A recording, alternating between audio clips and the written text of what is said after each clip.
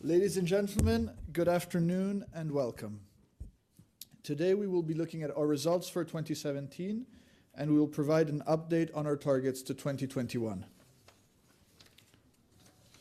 2017 was a strong year of delivery on all our KPIs.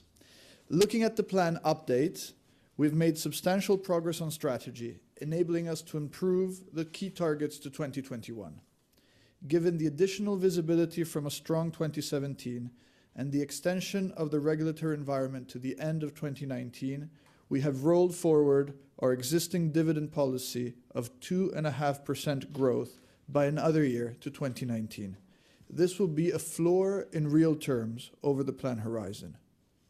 We will also seek authorization for another 500 million euros of share buyback, a flexible additional tool for our attractive long-term shareholder value creation. Let's look at 2017 in more detail. We have delivered on each of the pillars of the strategic plan announced last March, carrying out 1 billion euros of capex and further consolidating our Italian assets through the acquisition of Infrastrutture Trasporto Gas and a stake in Italy's largest regas plant. Reverse flow has started, with first bookings on both Tarvisio and Passo Gries. We started offering new balancing services, which produced more than 8 million euros of revenue already. We have launched Snam for mobility to support gas and transport and are leading the advocacy effort also through Gas Naturally. Our affiliates continue to perform strongly. We have accelerated the implementation of our cost-saving initiatives across the group, and we've identified additional ones to outperform our guidance. Also, cost of debt was 20 bips better than expected. Our excellent performance across the board allowed us to increase net income by over 11%. Cash flow generation also came in ahead of budget on strong results and a positive working capital. This enabled us to carry out planned capex, the share buyback, as well as additional asset purchases not included in the budget, while beating the overall net debt guidance. Alessandra, now over to you for a closer look at 2017.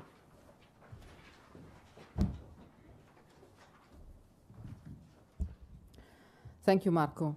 2017 EBIT benefited from a 43 million increase in regulated revenues, of which 25 million came from higher RAB, 8 million came from the new balancing services, and 4 million for higher gas volume transported, and 4 million from additional revenues from the 3-month contribution of Infrastrutture Trasporto Gas. Accelerated cost savings of 19 million euros already fully offsetting the merger synergies, which are expected to reach their run rate of 15 million, as well as the cost associated with growing our core business, in line with our target of flat core business cost at constant perimeter.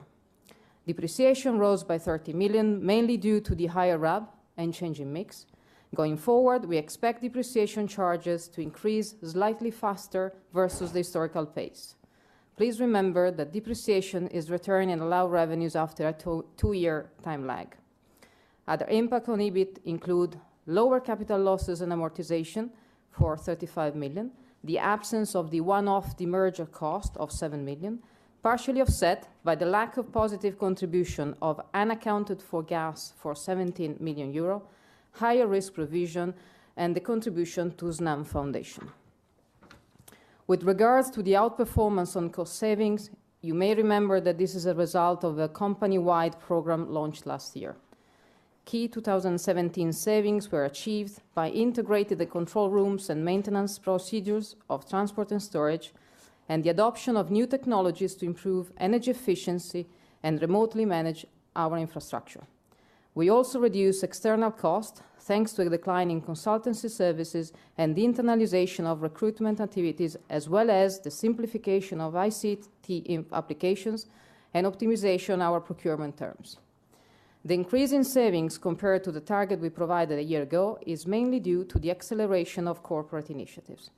During 2017, we identified about 20 further initiatives expanding the scope of the overall efficiency program.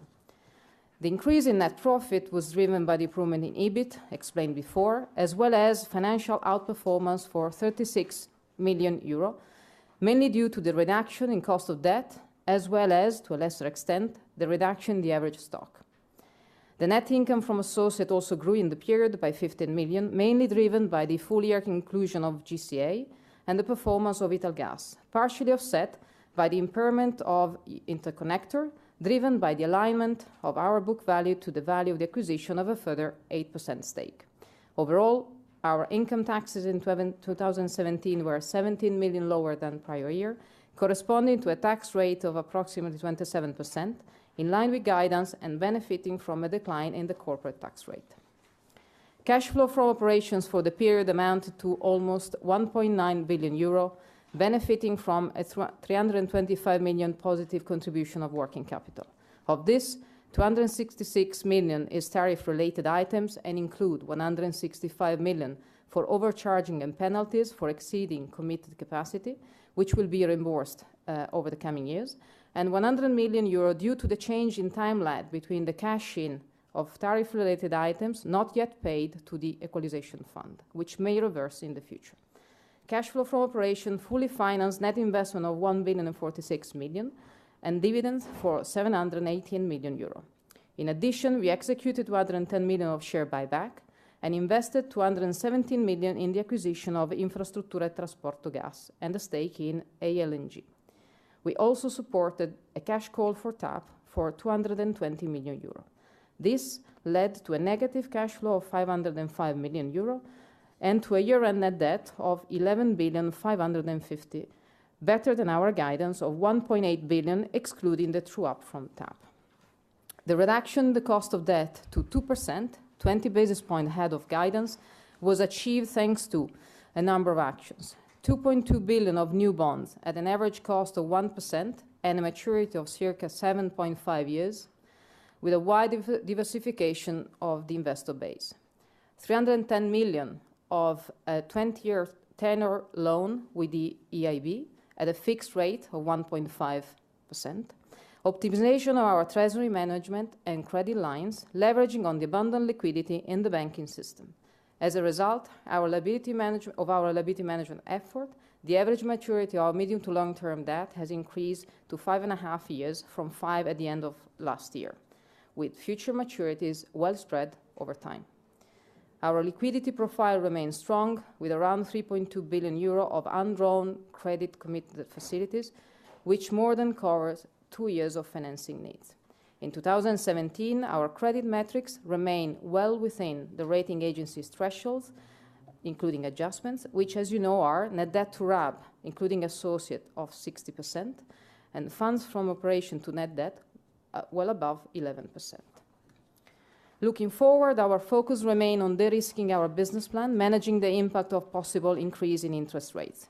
Key actions to achieve this goal include increasing the fixed rate portion of our debt to 75%, further medium-long-term debt maturity improvement, also considering our capabilities to access the ultra-long-term financing market, which is testified by the loan with EIB, which is due to expire and mature in 2037 at very competitive cost.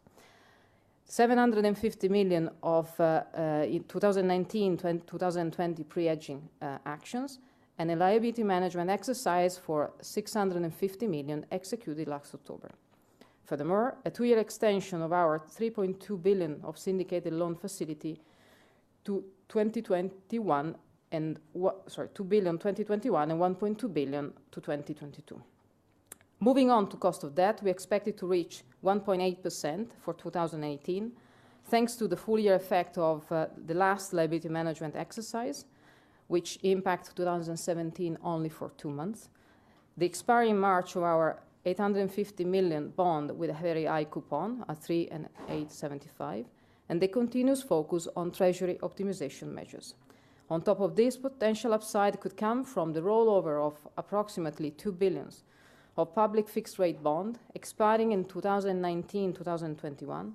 At current market conditions, that would be an average saving of circa 200 basis points for possible new issues versus expiring ones. Now, back to you, Marco.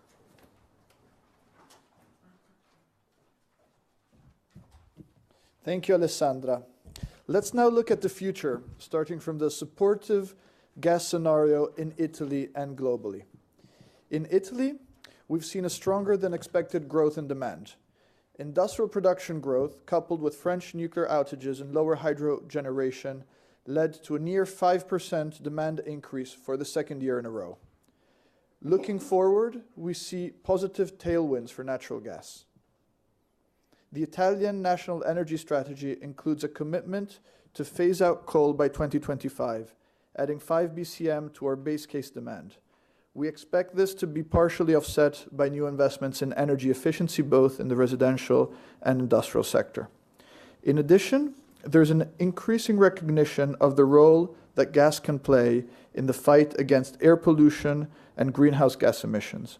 Following on from the DAFI directive, which promotes alternative fuels, the SEN includes specific incentives for green mobility, confirming gas as the key element of the energy transition and underpinning the Snam high case for demand that you see in the slide.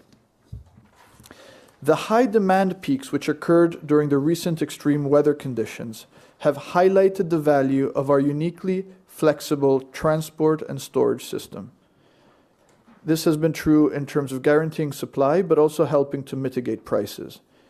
In terms of supply, over the past winter, we not only had to cover demand peaks that were almost 4 times higher than summer baseloads, and in fact not far off from all-time highs, but the system also had to cope with an unexpected interruption of supplies from Russia due to the accident in Austria, and in this time demand was met mainly thanks to storage. The flexibility of our system also translates into avoided costs for consumers. On the right-hand side of the chart, you see gas prices at the 3 major hubs. When faced with similar demand profiles in the last few cold weeks, price increases in Italy were more muted than in the rest of Europe, and there was no issue at all in guaranteeing supply. Europe is also seeing a demand recovery, with over 70 billion cubic meters of consumption added since 2014.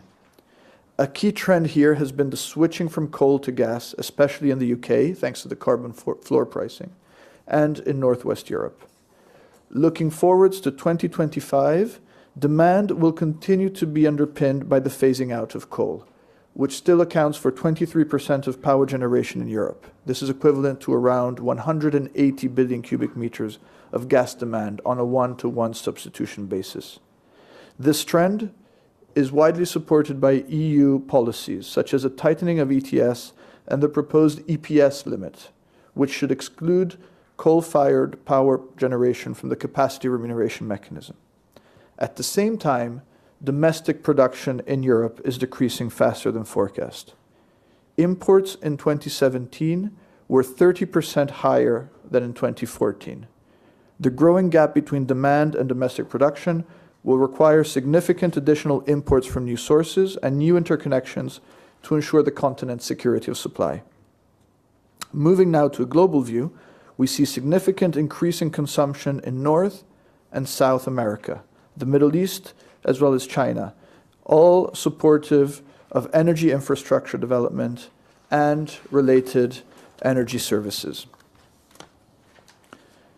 Looking further ahead, we see a growing role for renewable gas and gas infrastructure on a long-term, cost-effective, fully decarbonization strategy.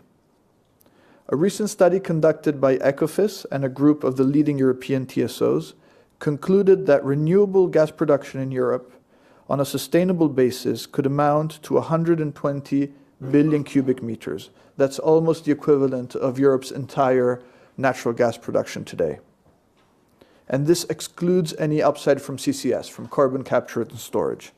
Furthermore, integrating this fully renewable gas into Europe's full decarbonization effort would save around 140 billion euros per year at the run rate. This is done by lowering required investments in heating and providing efficient flexibility in power generation. This analysis excludes benefits in industry and transport, so it's looking mainly at heating. The narrative around renewable gas as a forever fuel is gaining momentum in the energy debate worldwide. Technological evolution underpins long-term gas demand. Let's look at the renewable gas for transport value chain in Italy. We have recently received over 500 inquiries from potential producers of biomethane interested in connecting to our grid. This market development is strongly supported by a new incentive scheme on biomethane for transport, which has become law last March, a few weeks ago. Several technologies are also emerging on the gasification of solid biomass, and this could add further capacity. Green gas will act as an accelerator for gas for transport technologies. CNG in cars is an immediate solution to tackle air quality issues in cities. As many European cities move to ban or plan to ban diesel, there's a growing interest for new CNG stations and from car makers in launching new models. Snam for Mobility has so far contractualized 19 stations, and we see the interest of our clients in investing directly in new CNG stations as a positive for the market and for the business model. This implies a different phasing of our own CNG investments. In heavy and maritime transport, compressed or liquefied natural gas is almost the only way to adhere to tightening environmental standards. The market is growing fast, with 1,000 LNG-powered trucks on the road in Italy already, up from 400 only in 2016.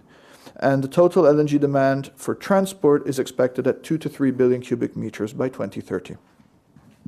Natural gas already reduces CO2 emissions when used instead of diesel and petrol.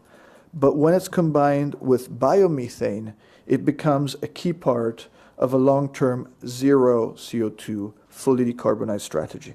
The biomethane incentives support the integration of biomethane and CNG, giving Snam an edge in this potentially attractive market.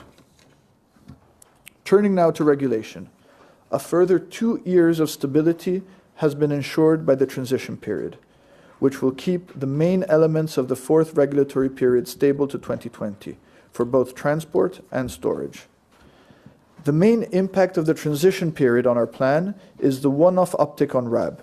From 2018, it will include 1 extra year of investments carried out by the company. Our WACC will be updated effective in 2019 to reflect prevailing market conditions. We're currently in the observation period, as some of you know, and we have not updated the assumptions of the 2017-2021 plan. The fifth regulatory period will start in 2020 and is expected to provide growing output-based incentives and a possible evolution to a TOTEX regime. Turning now to our investments.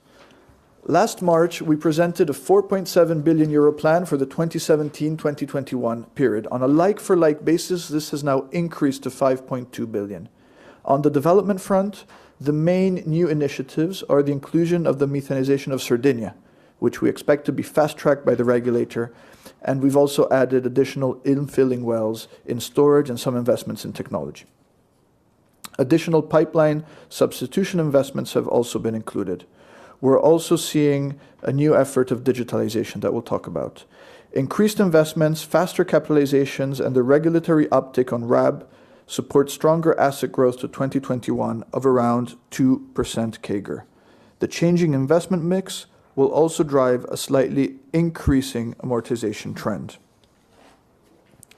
Some of the key initiatives of our CapEx plan include the completion of the reverse flow by 2019, which involves laying the remaining 59 kilometers of 56-inch pipeline, completing the east-west connection from Cervignano to Mortara, the development of additional storage through the progressive increase of the Bordolano working gas capacity and Fiumetreste update, the interconnection of TAP with 55 kilometers of 56-inch pipeline connecting the landing point of Melendugno to the national network near Brindisi, the methanization of Sardinia, which will see 572 kilometers of pipelines laid for a total cost of 450 million euros.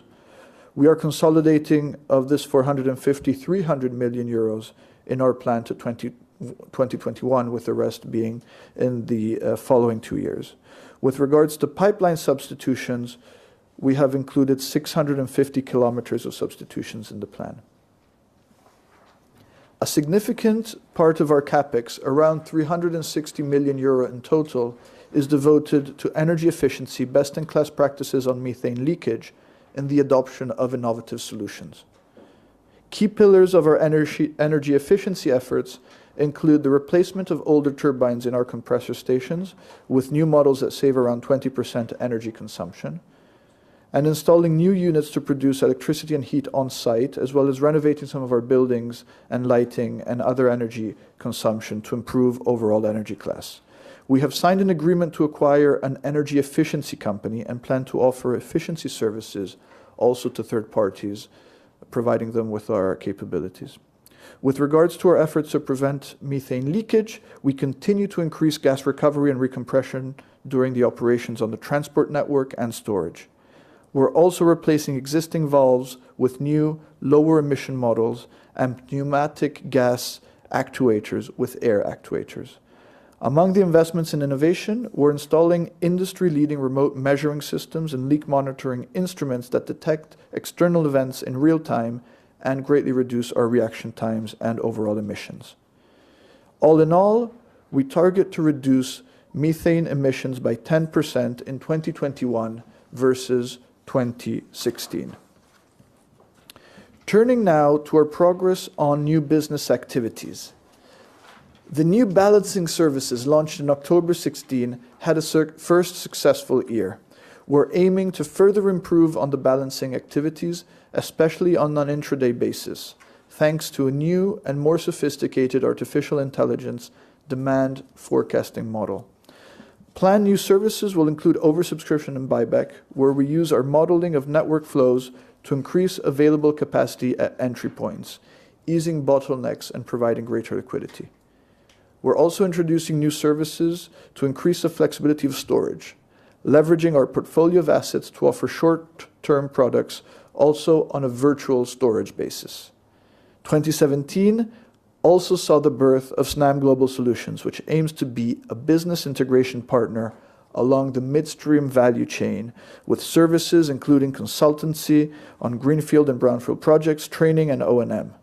Snam Global Solutions is a lever for Snam to develop our international positioning in significant growing gas markets, fully leveraging our leading industrial know-how and expertise without necessarily deploying any capital. We are growing already our contract portfolio, serving both our affiliates and third parties, and have partnered with GE Baker Hughes and Saipem, among others, to offer integrated solutions in partnership with existing E&C players. Turning now to our international businesses.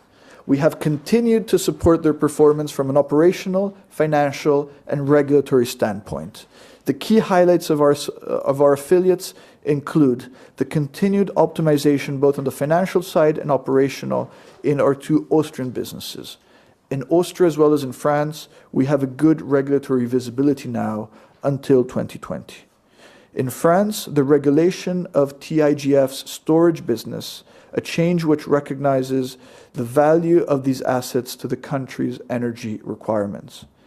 The regulation of this part of the business essentially de-risks the overall investments and allows us potentially to optimize further the capital structure. We also see the opportunity of future developments such as STEP, interconnecting France and Spain, and the possible methanization of Corsica. The acquisition of an additional stake in Interconnector, an infrastructure which provides much needed flexibility to the UK market. Another highlight is on TAP. The progress is around 70% complete, and despite the challenging local context, TAP remains confirmed for 2020. We have further enhanced our operational contribution to the project by providing a new CEO, Luca Schiappati, who formerly was the head of Snam's pipeline and storage Italian assets. We are working to finalize the financing of TAP with the closing expected in 2018. Lastly, Italgas is continuing to perform well. Overall, we confirm our previous target of 200 million euros of contribution from our associates in 2021, as well as the CapEx opportunities included in the plan to 2021. We see potential additional investments which are not in our numbers. These include a potential additional role for Snam in the infrastructure to supply natural gas to the Sardinian backbone, additional storage capacity as well as in fillings on existing capacity, further developments on the southern corridor, a long-term requirement for pipeline replacement with 7,000 kilometers of lines fully amortized beyond the planned period, maintenance and substitutions that are estimated at around 700 million euros per annum from 2022 to 2028 and provide long-term visibility on our stable RAB profile. Looking at Europe, as mentioned, declining domestic production and changing import flows support additional investments in access, integration, and national infrastructure requirements. As mentioned earlier, an important element of our efficiency plan is a transformation of our ICT business, which will also support our broader push into digital. This transformation has three objectives. First, halving the size of our application map, reducing unnecessary customization, reducing costs, and cutting development time for new functionalities.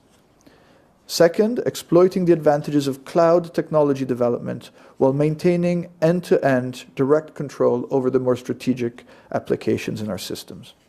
And third, future-proofing our ICT by insourcing new core skills for its development.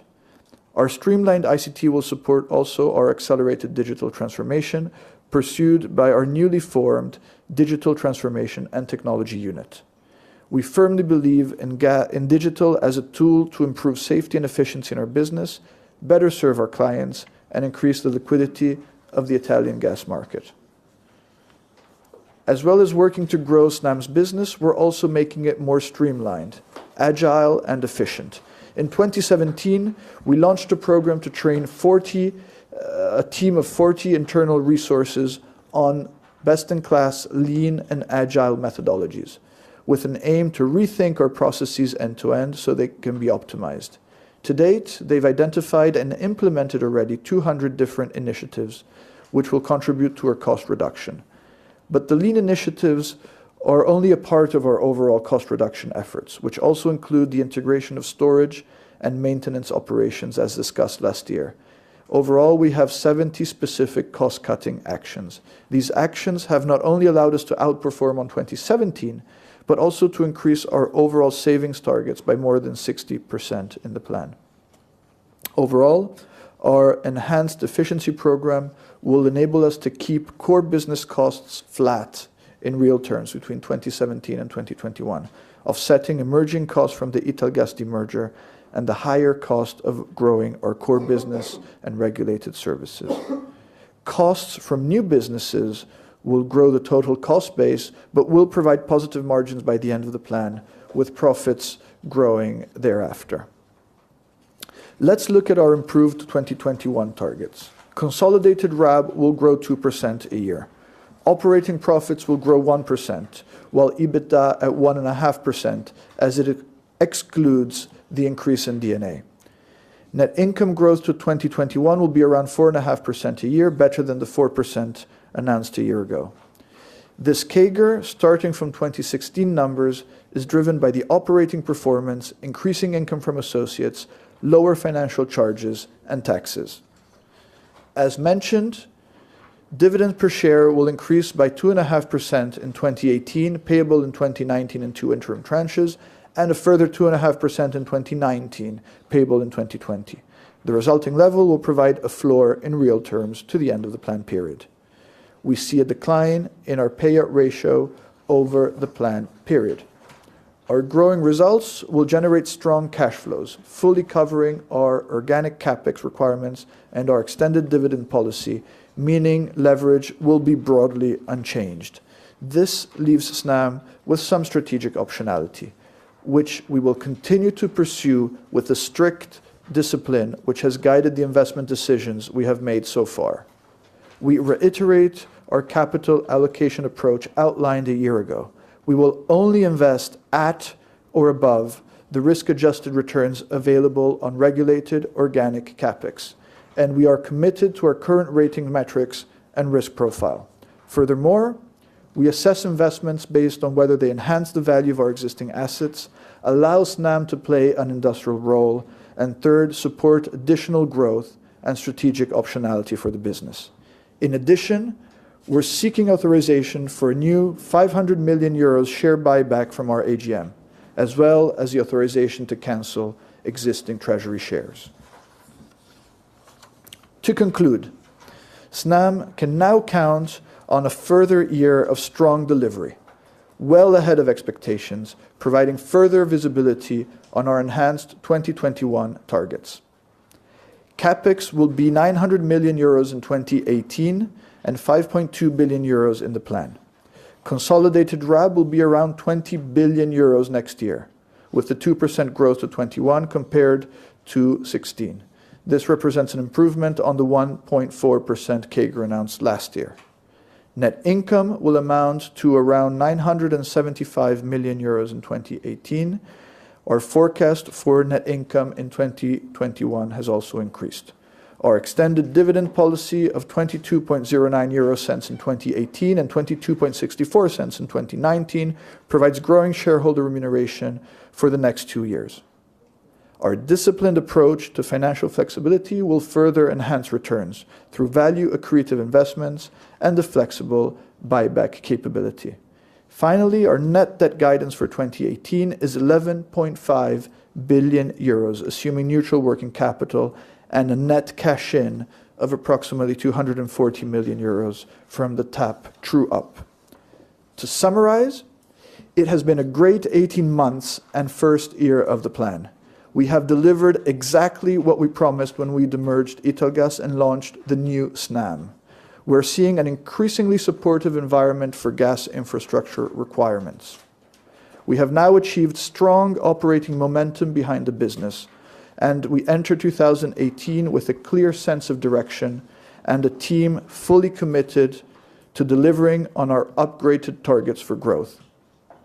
Our confidence in the future is reflected on the progress we've made in 2017.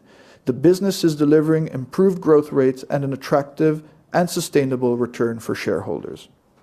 On top of this, following a year of progressing a number of initiatives, we remain convinced that we have an opportunity to become a more global player, leveraging on our competencies in the service area through Snam Global Solutions. And we're confident that Snam will provide additional value as we continue to deliver on our strategy. Thank you for your attention. We will now be pleased to answer any questions.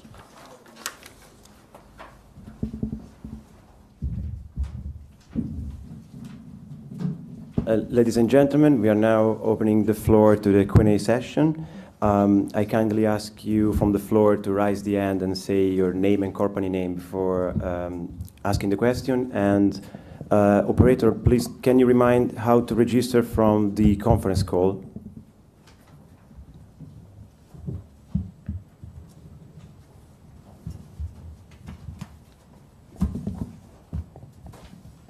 I think we could start from the floor here. Please, Harry.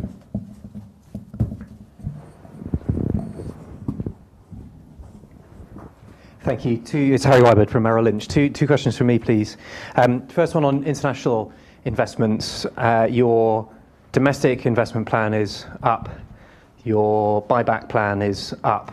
Does that mean that your international investment plan is tacitly down? And could you remind us what the sort of goalposts are on your balance sheet, so debt to RAB targets and how much balance sheet capacity that gives you? And then the second one's on politics. How to read through the Five-Star Movement's energy plan, which is quite complex on the gas side. It stresses an increase in usage of gas in the short run, but a phase out in the long run. And I wondered what your thoughts were on some of the energy programs from all the parties, Five-Star Movement, the League as well. Have you had any talks with those parties, and what's your view on their policy or proposed policies for gas? Thank you. Okay, thank you, Harry. So starting with the first question, our international associates are not consolidated, so they're not part of the CapEx profile, and there's no change. So they're on track to deliver their CapEx. The French upsides I mentioned, the STEP and Corsica, are not even in their plans, but they wouldn't show up in our plan either, as these are non-consolidated affiliates. In terms of other international opportunities, we're continuing to look for opportunities. We're not in a particular rush. We continue to remain very disciplined with a kind of a no growth for growth's sake priority. So what you see is an increase in the capex in Italy driven by new and incremental opportunities as we've described. In terms of the energy policy, there's a few elements of, so first of all, let's say that the SEN, which is a national energy policy, has gone through a rather extensive debate in Parliament. It's been let's say, a proper formal consultation that the government has had to do. So all the major parties in the country have had a chance, as well as industry players, as well as consumer associations and other groups have had a chance to comment on it. So that's a result of a consultation. I think what's important for us is that gas was really put at the center of the energy policy rather than in a marginal role. And this is very true for the phasing out of coal, which I think is something that everyone agrees is a positive for the country, and probably the cheapest way to reduce CO2 compared to other measures to reduce CO2. I think when it comes to alternative transport, there's a growing trend across all the political spectrum that air quality is, let's say, as pressing, if not a more urgent issue than CO2. And especially because a number of cities are way above their legal level for air quality. And so people see gas in transport as a real quick solution to address this issue. This has also been formally communicated by the Italian government to Europe, which is really watching carefully these pollution levels. So I wouldn't say it's a binding commitment, but it's becoming more and more of a commitment around that.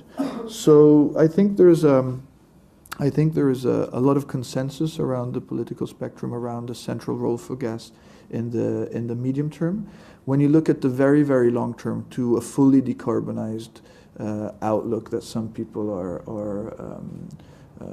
trying to pursue, I think what we said about ECOFIS is really where the narrative is moving towards, finding ways to make gas renewable. Biomethane is one option, CCS, and we're talking about now the very, very long term. CCS is another option.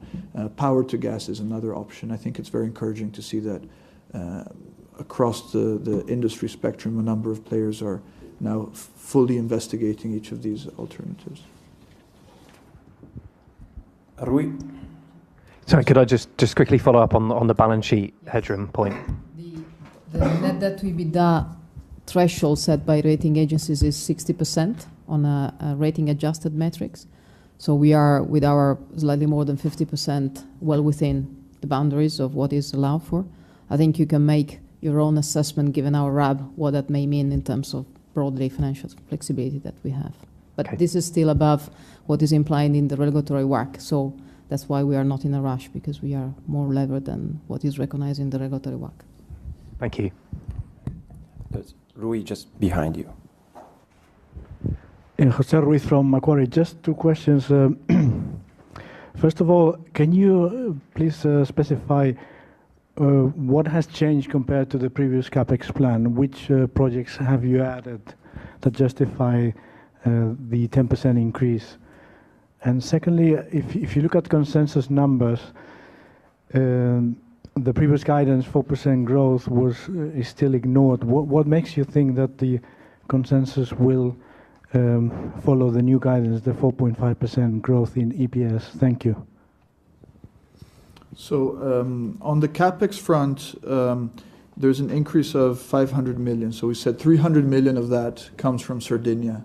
The part of so overall Sardinia is 450. 300 is in the plan period of the 450, and we consolidate that, even though we will be doing that in partnership with SGI.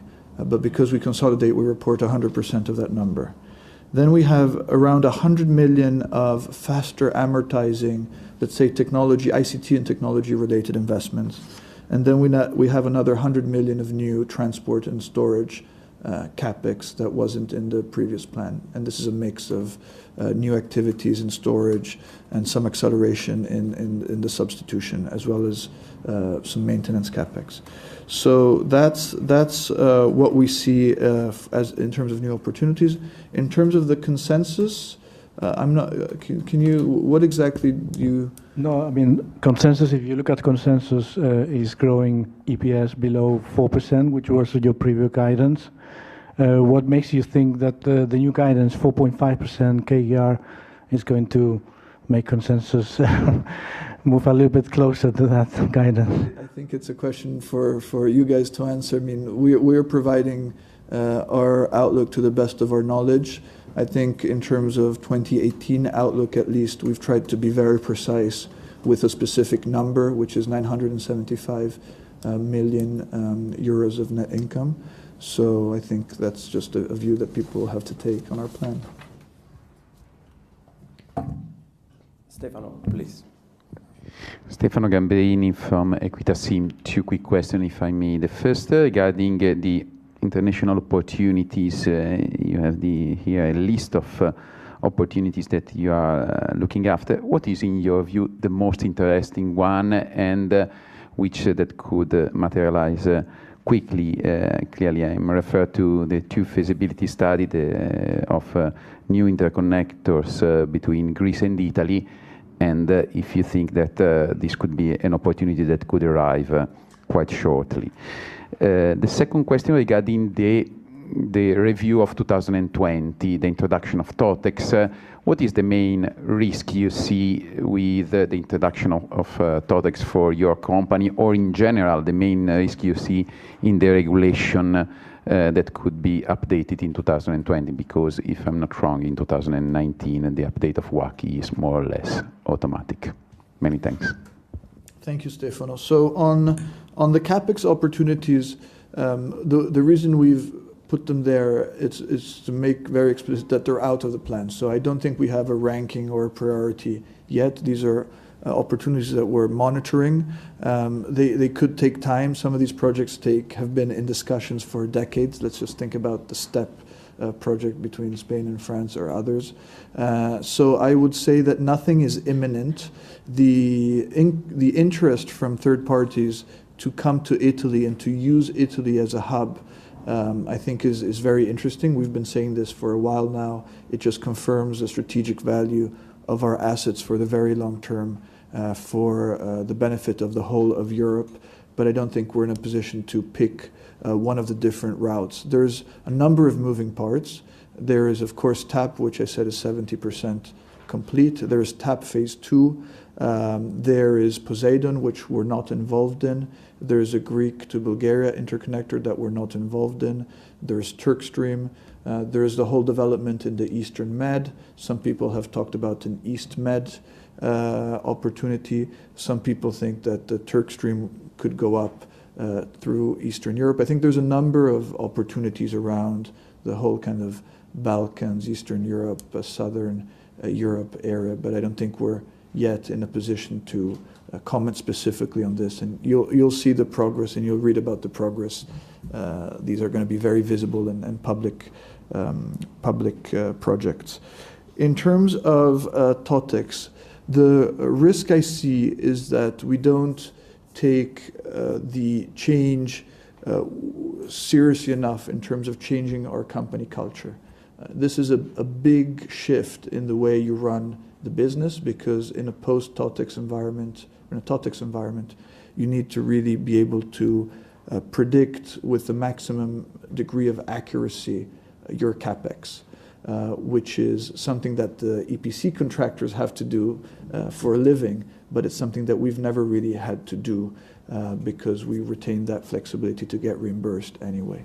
So we are trying to mitigate that risk by creating a very strong internal task force. We have some people from Snam in the room today that have joined us from the outside just to focus on this. So that's how we want to mitigate the risk. We're looking at other experiences and trying to learn from other people that have gone through TOTEX. and we are privileged in a way to have Terna kind of ahead of us, so we can also learn from their experience. So we really want to be ahead of the curve and be as collaborative as we possibly can with the new regulator when they will be in place, to begin engaging on topics up front and have ears to get ready for it. On the other hand, I see big opportunities from TOTEX, because as we moved, and I think some of the first decrees for Terna today are very encouraging. When you move towards an output-based model, there's a lot that we can do to improve the system, the liquidity of the system, some of the quality of services, some of the R&D around the future of gas and renewable gas and greening gas. I think a lot of these things could very well play in our favor if we can get that mix right. So I see that as an opportunity, and not being ready for TOTEX as really the big risk. Operator, before coming back to the floor, may we take a couple of questions from the conference call, please? Certainly. As a reminder, star one to ask a question, and our first question comes from Enrico Bartoni from MainFirst. Please go ahead, sir. Hi, good afternoon, and thanks for taking my question. First of all, I have a question regarding the capex that you are planning in the energy efficiency. If you can give us more color on actually what kind of project this capex would entail, and what benefits that you expect from this kind of capex, and if this capex is included in the RAB. A second question is related to the assumptions that you have in terms of returns of RAB for transport and storage starting 2019 in the growth targets that you provided in your presentation.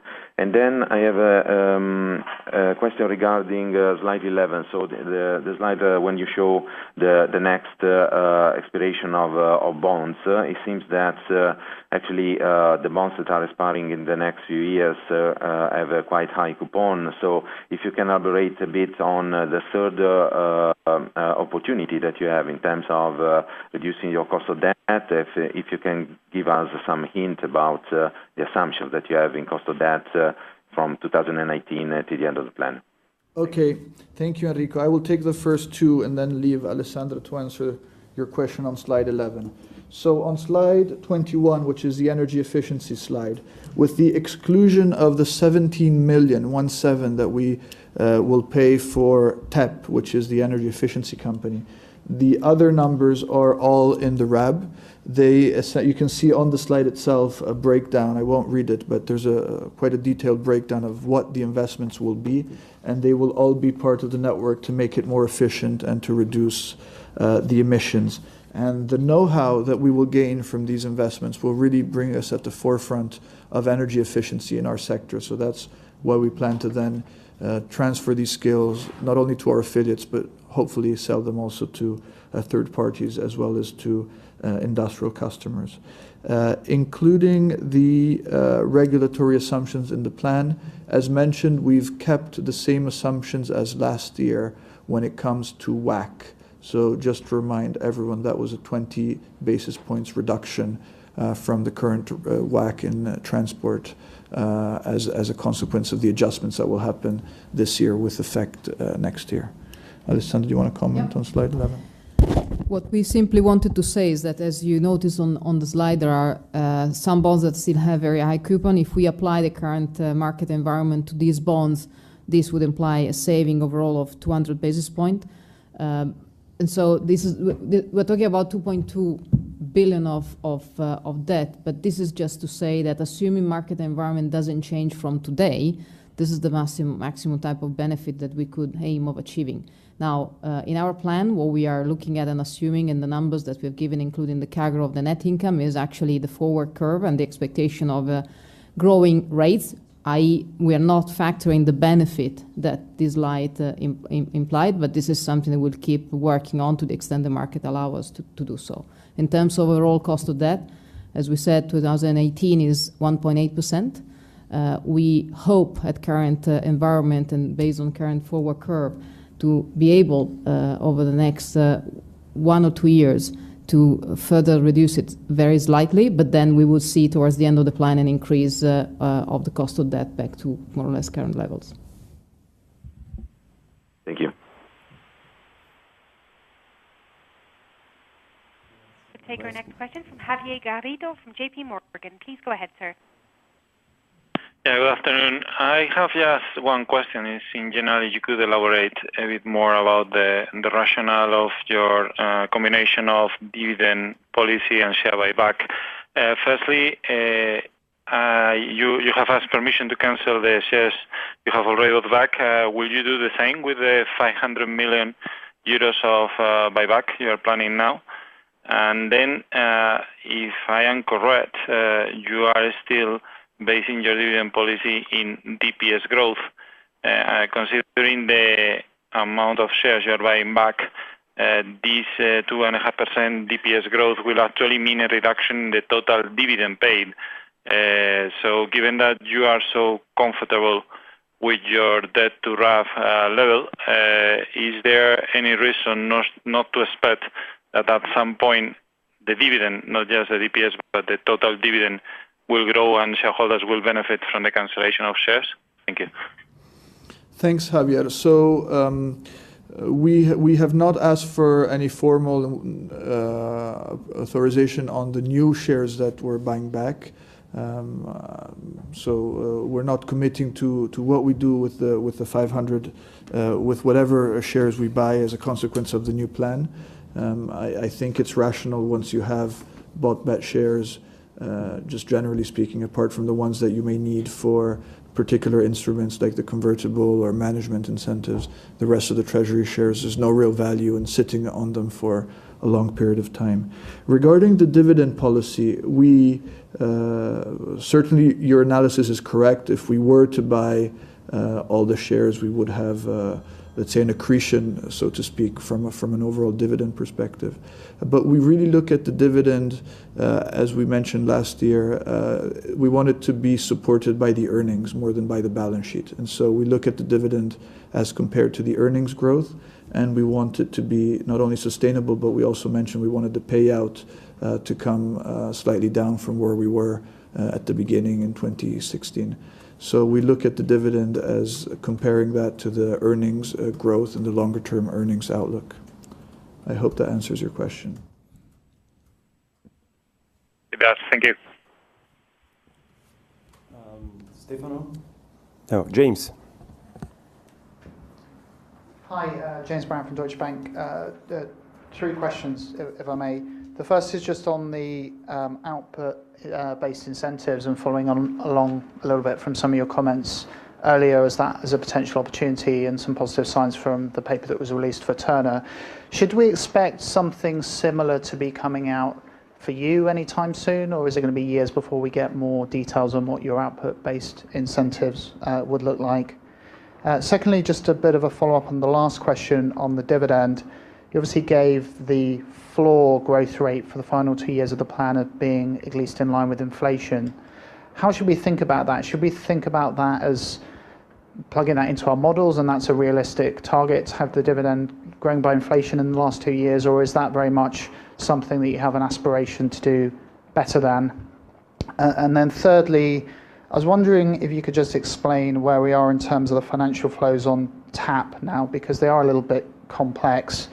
I make it that you would have invested a combination of equity and loans of about 600 million at the end of last year, and then with the 240 cashback, maybe that drops to 350. But if you could just explain a bit more where we are on TAP and how much money has been invested and where that will be at the end of the year, that'd be great. Sorry, that's probably more than 3 questions. But okay, thank you, James. So on output-based, I think it would be too early for us to see a full package like the one that's come out this morning, I think, for Terna. But I do think that, for instance, the balancing services, which is an output-based mechanism, generated 8 million in the first year.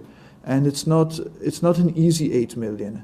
It's an 8 million that required us to completely re-engineer our whole way of balancing the market. And what we're doing, when I mentioned artificial intelligence, that's real hard work to try to get down to proper and accurate forecasting of the demand for natural gas with so many moving parts. You can think of, just changes in the wind patterns or the sun patterns will alter the amount of gas consumed by the system, and we need to do that in a very accurate way. So these revenues don't come for free. You need to really work and work well to get the profits. They work both ways. So if you get the if you get some of those numbers wrong, you also can be paying penalties. So we shouldn't consider this as free money, but because we're, I think, always interested in having more opportunities that we can work towards to generate greater profits, I think we will see gradual evolution towards a more output-based incentive scheme. And we've seen some already, and I think we're quite satisfied. And I think the regulator and the consumers are quite satisfied with the way they are working. In terms of floor, I think when we say floor, you should see it as for what it is. It's a floor. So certainly we won't do any worse than that, and certainly there's could be room to do better. But we just want to make it clear that we also have the certainty of being able to pay inflation, whatever inflation will be.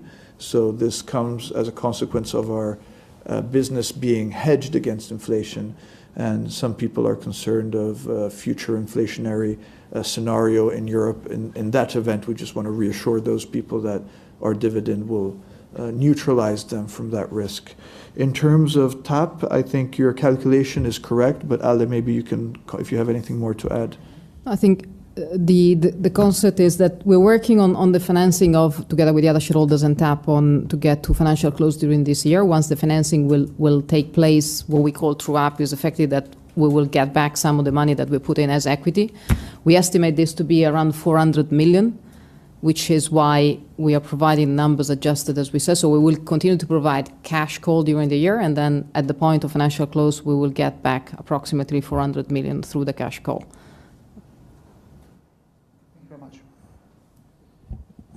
Anna Maria, please.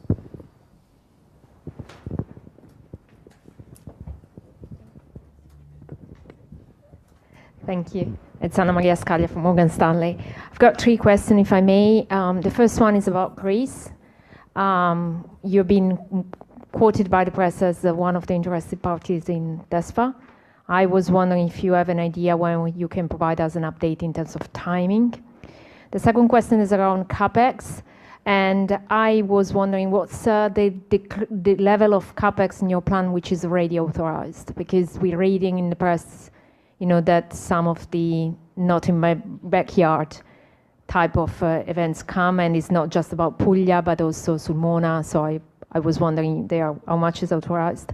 And last, very quickly, what's the inflation assumption you have in your RAB estimates? Thank you. Okay, so I think DESFA, it's a live process, it's ongoing. I don't think we want to comment. We don't normally comment on M&As, in particular if it's a live transaction. The timing is quite soon, so you can follow that easily on the media. In terms of CapEx, I would say stepping back from authorized or not authorized, I think we have, this is a rough number, but just to give you a sense, around 60% of the overall CapEx is already committed. And when it comes to NIMBYism, because in these types of projects you need a constant authorization to get the project done, the problem is not really that of being authorized. The problem is that of just persuading people that we're talking about pipelines, and which are below the ground, not visible, odorless, risk-free, and actually providing a cleaner environment and cheaper energy. So I think we have significantly stepped up our dialogue with local communities and will continue to do so. Ale, I think you can take the last question. In terms of inflation, the deflator that we are assuming is approximately 1% during the plan. So it starts lower, ends up slightly higher. 1% is I think the average for the plan. We have one more question from the call, I think. We now take a question from Antonella Bianchesi from Citi. Please go ahead. Yes, just one big question, big picture question, and 2 small. The first one is, can you elaborate on the Ukrainian-Russia debate over the Brotherhood pipeline, and if this could have, the outcome of this debate could have an implication for Snam, which is the picture for you? The second question is on CapEx, very long term, which is the level of sustainable level of CapEx, which is the level of CapEx that you think the company will need in the very long term to basically maintain its business going. And then two small things. One, if you can give us a guidance on the amount of millions you're going to spend in 2018 for the share buyback, a range would be good. And the other thing is just a clarification on slide number 28, where you mentioned increasing capitalization among one of the reasons of the increase in the DNA. So if you can just explain, why there are more capitalization, some details. Thank you. Thank you, Antonella. So on Ukraine, when a few months ago there was the G7 Energy in Rome, and Snam, together with Naftogaz, we entered into an MOU where we basically said, in case we are invited by Naftogaz or the Ukrainian government to help modernize the Ukrainian transit system or parts of the Ukrainian transit system through our affiliate Snam Global Solutions, we'd be happy to do so. Of course, this requires, I think, an agreement between Russia and Ukraine on how much gas transits through the country, and we have to be invited to do so. We said that we would not look at buying stakes in the company. So this MOU has been, I think, disclosed to all parties. I think other European TSOs have indicated their interest in either joining us in this effort or providing, let's say, an alternative proposal. So this is more about operations and maybe investments to improve as opposed to anything different. We're not looking to purchase any network.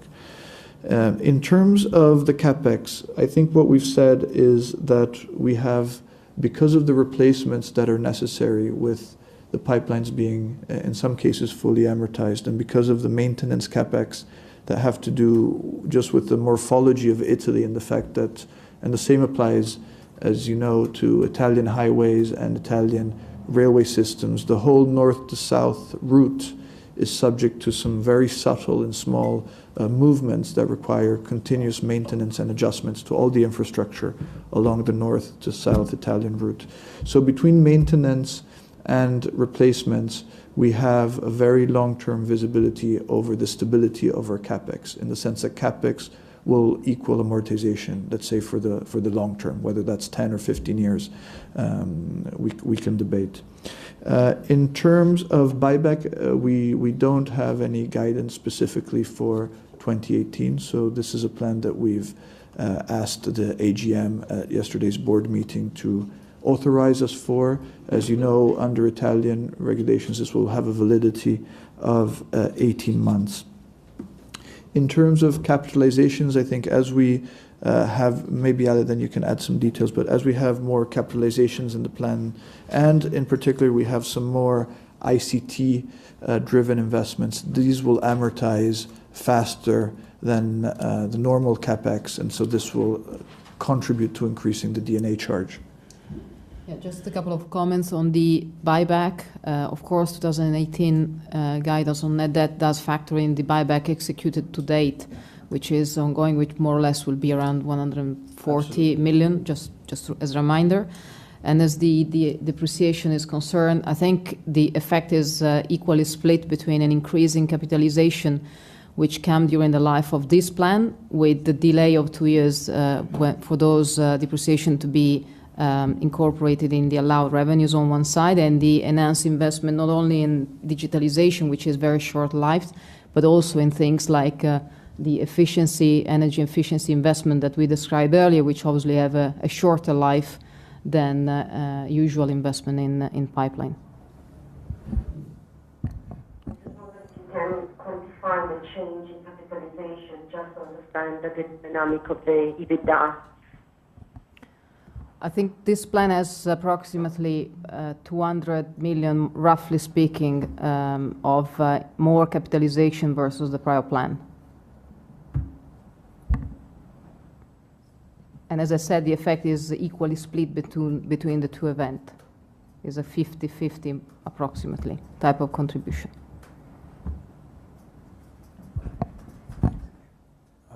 We have Bartek here from the floor. Hello, this is Bartek Kubicki, SocGen. Maybe two questions. First, on the net income guidance. Basically, if we look at apples to apples, you are guiding on 35 million increase. I think EBITDA would increase significantly this year because we have two events. A, the transition period for transportation, and B, the extra investments you did last year on the pipeline. So probably we're talking about 50, 70. You were guiding on 80 million last year from the pipeline. So we are maybe talking about, let's say, 60, 70 million extra EBITDA. Then you have lower financial costs, 20 basis points. It's roughly 20 millions. So what is missing here? Obviously, the D&A will be higher. That's the first thing. And the second thing is obviously the associates. So I also wonder if you can maybe guide us on the associates. What is the recurring sort of figure except for Italgas? Also this year you booked 150 sort of recurring, but I think there was also an impairment of interconnector, probably roughly 20 million. So the recurring would be maybe 170. So just if you can elaborate on this.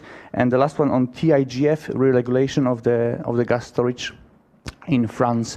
In your opinion, this would be significantly positive, significantly negative, neutralish for the obviously for the valuation is one thing, but for the sort of contribution of the business on your P&L. Thank you very much. Okay, thank you. So I will answer and then I'll add in if you feel there's more details you want to give. So when comparing 18 over 17, you certainly have the upsides that you mentioned. You have probably some more D&A. You have some increases in costs in the new activities. Some of the new activities that we've launched are ramping up. So they, as I mentioned in the talk earlier, they will be profitable by the end of the plan and generate profits thereafter. But as we grow them in this startup phase, they're actually generating more costs. And I think it's also fair to say that the Italgas demerger costs are slightly ramping up. This is all planned. This has to do with Italgas reducing their reliance on some of our services. So some of the costs that we have, we will take time to reabsorb, as we mentioned when we announced the demerger. There is maybe some adjustments. I mean, 2017 was a year of very strong performance also on the revenue side coming from volumes with full utilization of the network and the storage. That's, that full utilization is not necessarily a prudent forecasting assumption. On TIGF, then I'll leave the floor to Alessandra. On TIGF, I think the outcome is spot on what we were expecting, in line with our hopes. And I think more than anything, it gives this business a very solid risk profile. And I think the French have somewhat looked at the Italian model, where storage being regulated is more useful for the system, and they can ensure the right level of investments and use of the storage. I think you said it all. I think the only element is maybe that on the Austrian asset, we expect a slightly weaker performance next year due to effectively just incorporating on one side same effect as we discussed about volumes. There have been a lot of short-term revenues in 17, which we don't expect necessarily to recur, and some call it regulatory related adjustment. So we already know that next year the result will be slightly lower. And as always with this type of with regulated asset, you need to face this. But on the other side, we will work through the plan to find ways to make our contribution consistent, which is why you may have 1 year where results are slightly lower, but that's not just indicate a trend of a declining revenues. Are you able to give us some guidance regarding the associates contribution? You know, that is something that we don't typically give, but this it's a fair attempt, but no. I think just maybe one number we can share, given you asked this question specifically, is that the year-on-year impact on the regulation of TIGF is worth on the storage around just slightly more than 10%. Thank you.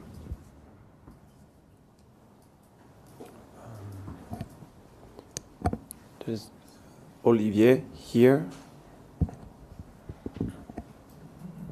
Thank you very much.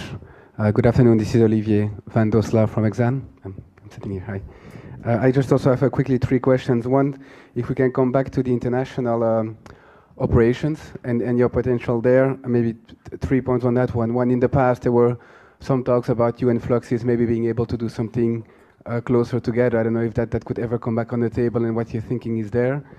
Secondly, in terms of potential operations, we've heard that EDF and Total might be thinking of selling their Dunkirk LNG terminal. I wonder if that could be an activity in which you could be interested. And again, on international, if on the German side, with what is happening there in terms of a reshuffling of the landscape, clearly there are some stakes in transport assets, which I suspect could be interesting of you because it gives you an angle on the import from Russia. I wonder if those are assets that you're looking at.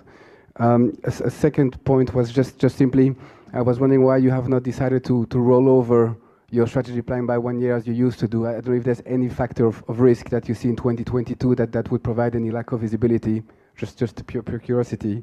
And the last point, it went a bit quickly, but I was wondering if you could come back to what you said in terms of potential reversals of working capital, because I think some of the positive impacts of 2017 could reverse, but then I think the guidance for 2018 on net debt assumes a neutral working capital effect. Thank you.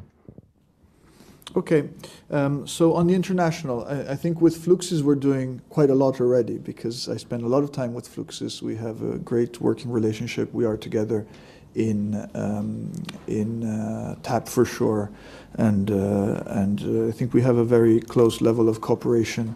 And the study I showed on Ecofis before, that's really, I think, a new effort among TSOs to really see where we have win-win areas of joint interest, whether it's technology, R&D, advocacy, narrative around gas. I think that's working very well. I'm personally not a believer that you need to physically connect different pipelines to extract greater value. At the end of the day, the value you extract is a function of the industrial knowledge that you have and that you can bring. And the industrial value is more relevant in when you have either new projects, so greenfield or brownfields or revamping or a transition maybe from non-regulated to contracted and regulated. So I would leave it at that. I think we've touched upon this last year. And this brings me to your other 2 international questions, which are around France and Germany. I think it's no secret that we were looking at Germany when an asset was for sale called Tissengas. We were, in the media, it was reported that we were one of the bidders, and we were not bidding high enough, and I think we're quite happy with that because we don't feel our space is to participate in expensive M&A auctions and compete with pension funds. We think we're an industrial player and we can extract more value from projects where we can bring in our industrial knowledge. So to the extent there are assets for sale that are already up and running, we don't think we're necessarily the best buyer for those assets just from a valuation point of view. We are better off investing in our own organic capex or even buying back our own stock. We're paying some 15% type premium in a growing RAB is better than paying a 20% premium in a non-growing RAB. And every time we do a buyback, as was mentioned earlier, we have around 5 or 6% as a dividend grows yield that we save. So we kind of pay back the premium over 2 to 3 to 4 years. And that's really the logic that we have when allocating capital. So that applies to both Germany and France. If there's organic opportunities like STEP, very interested. If there's situations where maybe someone wants a strategic investor, I think we have an edge. If it's a purely financial auction, I think it may not be for us. In terms of 2022, there's absolutely nothing happening in 2022. Simply, as you heard earlier, the strategy is very much the same as last year. So we felt it was more interesting for you to have a year-on-year comparison so you could really monitor our progress and match us off a like-for-like comparison. So nothing more than that. And perhaps next year, if there's some strategic difference, we may have an entirely new plan. In terms of reversal of working capital, I think you're right, it will reverse. We don't expect any imminent and full reversal of what happened. Ale, I don't know if you want to give any further detail on If you that. go back to what we discussed earlier in terms of commenting our cash flow movement, there was a pretty chunky number of 266. Of this, the overcharging and penalties are working as usual, so nothing. I mean, of course, we will need to give those back, but then there will be new amounts that will mature, so that's pretty normal. The elements where there may be some reversal is the one that is related to the change in mechanics in dealing with tariff-related items in dealing with the equalization fund, which has clearly benefited us in 2017. At some point, this may change in terms of reversal, but that's effective. Just to quantify what we are talking about, that's the only piece that may have this reversal effect, which is not in factor in our 2018 numbers. Was that the 266? Or? It's 100 million, roughly speaking. Thank you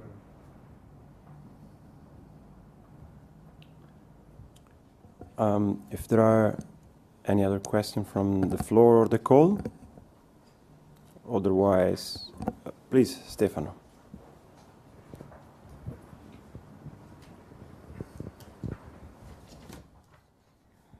One quick follow-up regarding the asset light or non-regulated activities. What is the EBITDA do you expect at the end of the plan? You said at the beginning that you have a higher cost right now for new activities that you are launching in these years. So in a normalized picture at the end of your plan, what could be the EBITDA from Global Solutions or the other activities that you are working on? Thanks. So just to give you absolute numbers, we have confirmed our target of actually over 150 million of accumulated revenues from these services. And I think you can use for your assumptions an EBITDA margin of between 15 and 20% on these activities. I think we should hold it there. But as we ramp up some of these activities, that hopefully grows over time. But Global Solutions is not really just a profit center. It's really a way to enter new geographies and reposition the company to have dialogues with these governments that are in gas markets that are growing very, very rapidly. And they need advice. They like advice. They need to think how they develop the storage, how and if they integrate storage and transport, how they revamp transport, how they source new gas to come into the markets. I think that opens up very interesting strategic dialogues for the company. Maybe I would also add that on the regulated services, that is the other side of the asset light revenues that we commented on, that's slightly different because that's effectively based on our own competencies without capex investment, so the marginality there is slightly ahead of what. Slightly higher, yeah. We don't have any more questions, so Marco, do you want to say some closing remarks? No, just thank you all for being here. This has been a year of delivery, and we just wanted to update you on the progress that we're making. Nothing more than that. Thanks for coming.